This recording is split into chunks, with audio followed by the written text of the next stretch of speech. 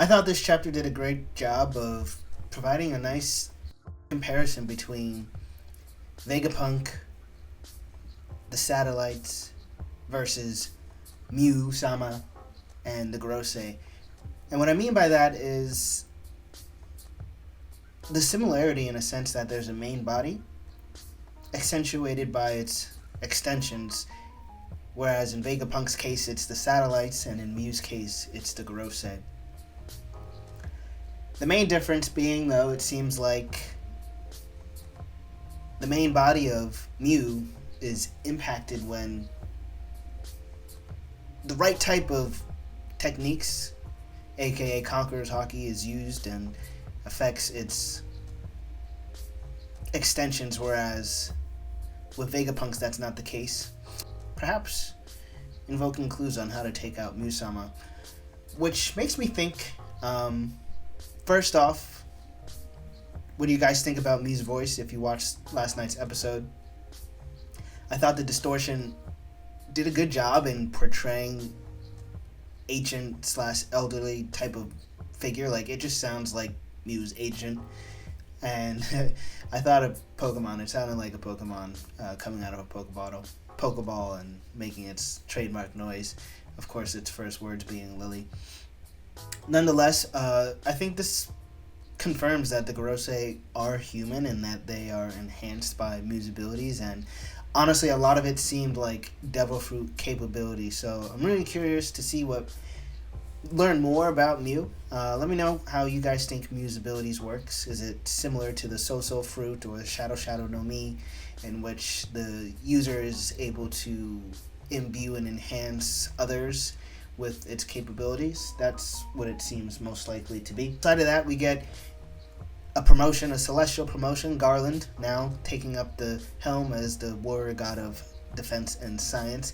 His resume speaks for himself. I think he's a great candidate. We've already seen his prejudice and racism on hand. Firsthand, he didn't hesitate to execute a fellow celestial dragon. Those that protect scum are worse than scum.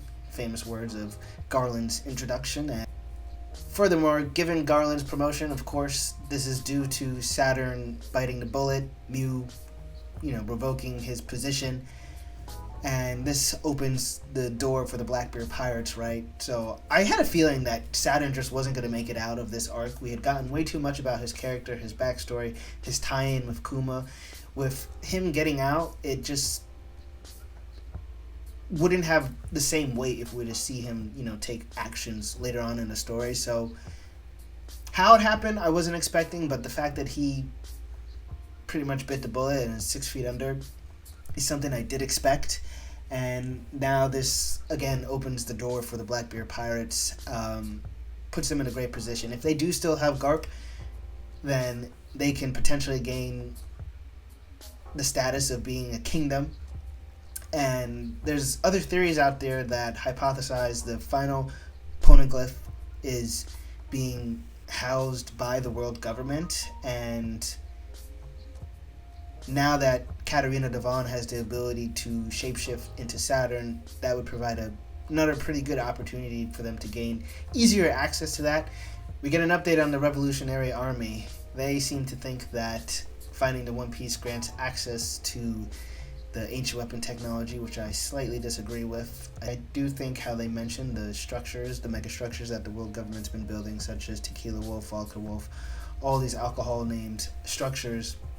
I think as a form of retribution and reparations, the world government, once they take their L, is probably going to be forced to actually complete those structures, because you can't turn back the sea levels rising.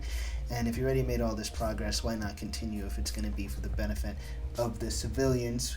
Hopefully Dragon is now inspired to move, given his words regarding how the civilians will turn on each other, so they need to act, and that'll most likely bring a conflict with the Holy Knight. And then essentially, York is ready to take her place up in Mary Joie. I think this is going to be a little bit of a expectations versus reality moment for York, especially given her new manager, in a sense. Garland is probably not going to be super friendly towards her, considering the thin ice that the Gorosei is on right now. And that's only more further supported by the fact that she lost Punk records. So really, all the world government got out of this was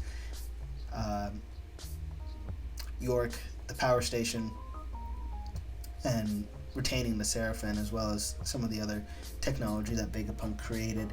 And on the final topic of Vegapunk, we see that they're headed to Witheria, where most likely they'll be working on solutions for mass creation of the Cloud Islands, which will be used when the future biblical event expedites the rising sea levels to help the civilians navigate that situation.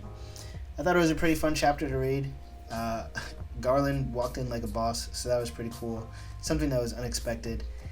Oftentimes, some of the better One Piece chapters is actually when the Straw Hats don't appear, because you just get a lot more story progression and reveal and information from other characters. But yeah, until next time, Taicho out.